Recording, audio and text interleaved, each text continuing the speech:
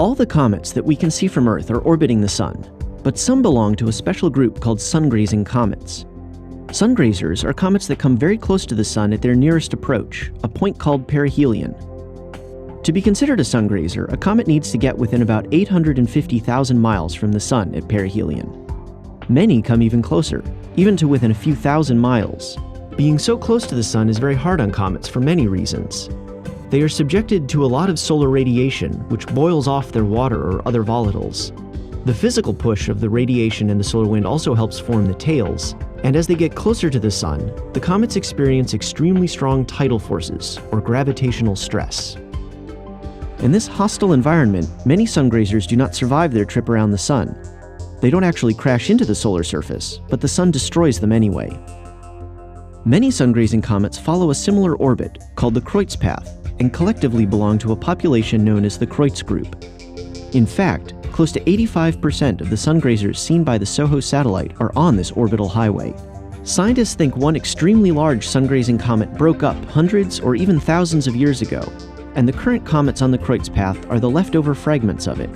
As clumps of remnants make their way back around the Sun, we experience a sharp increase in sungrazing comets, which appears to be going on now.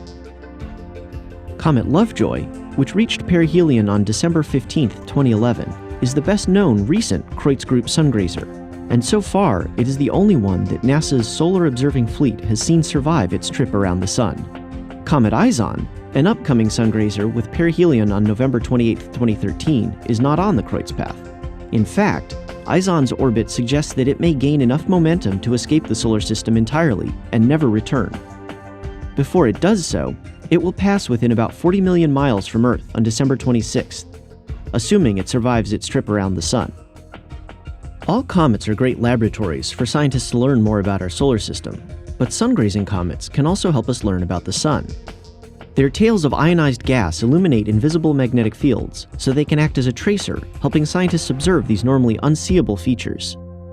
Such fields have even ripped off comet tails, allowing astronomers to watch them blowing in the solar wind, a wind that abruptly accelerates between 1 and 5 million miles from the Sun. Because of this, researchers will be watching Izon and other sungrazing comets very closely. And since we are in a period of high sungrazing comet activity, scientists can expect many more chances to watch these beautiful, natural research satellites in the coming years.